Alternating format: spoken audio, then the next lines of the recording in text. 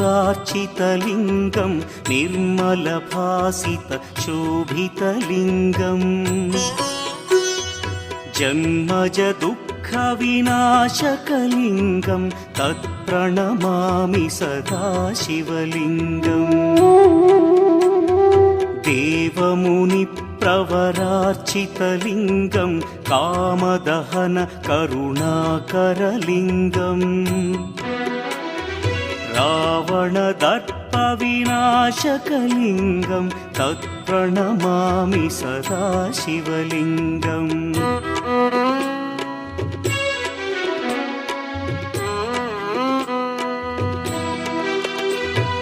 सर्वसुगन्धसुलेपितलिङ्गं बुद्धिविवर्धनकारणलिङ्गं सिद्धसुरासुरवन्दितलिङ्गं तत्प्रणमामि सदा शिवलिङ्गं कनकमहामणिभूषितलिङ्गं फणिपतिवेष्टितशोभितलिङ्गम्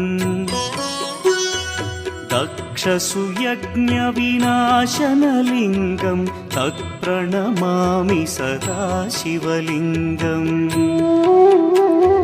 कुङ्कुमचन्दनलेपितलिङ्गं पङ्कजहार सुशोभितलिङ्गम् सञ्चितपापविनाशनलिङ्गं तत्प्रणमामि सदा शिवलिङ्गम्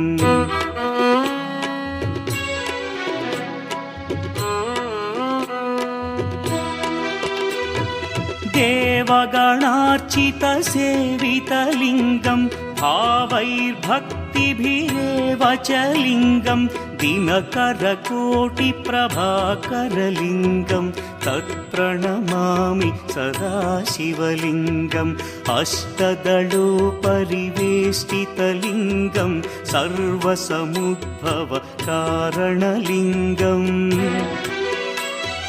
अष्टदरिद्र्यविनाशनलिङ्गं तत्प्रणमामि सदा शिवलिङ्गम्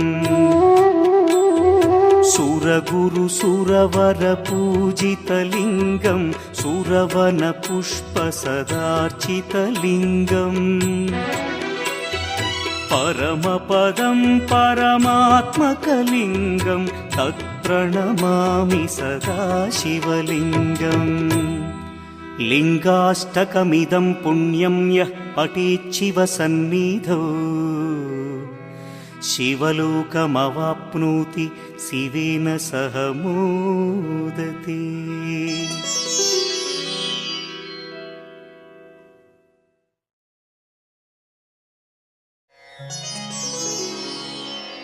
गङ्गातरङ्गरमणीयजटाकलापं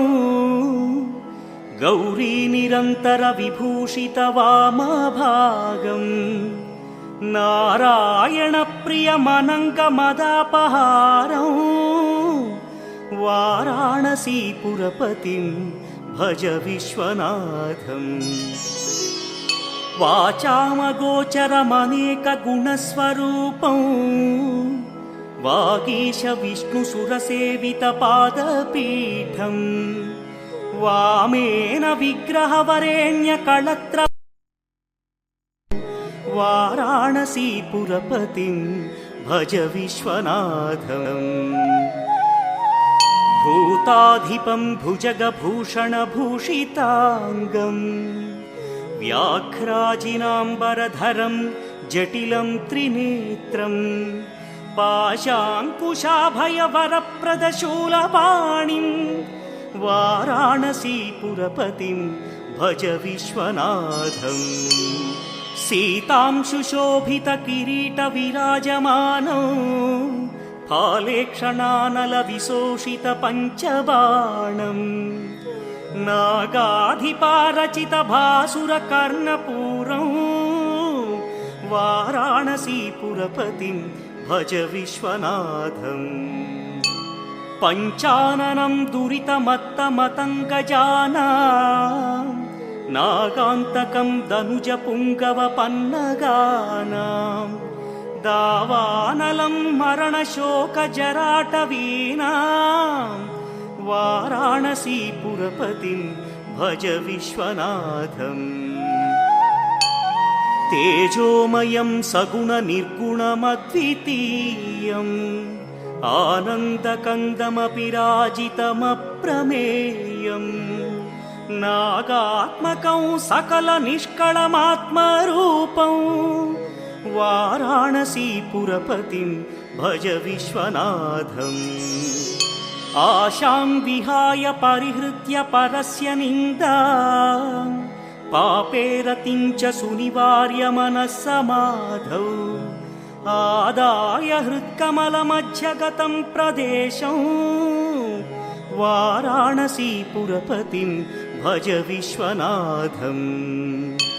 रागादिदोषरहितस्वजनानुरागं वैराग्यशान्तिनिलयं गिरिजासहायं